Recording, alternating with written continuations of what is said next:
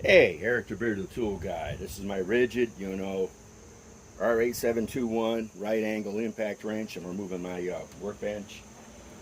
8 amp EXP battery, fully charged.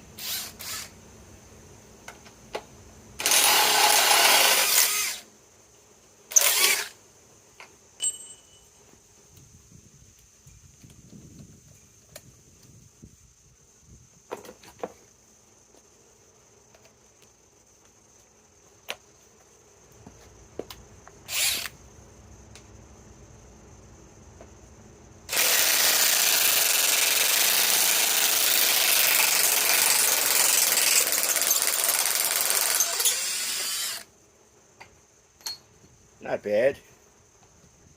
It did it. They're not in there that tight. 8 amp EXP battery. It's the best battery for this unit. The 3 amp octane is nice, but not enough power.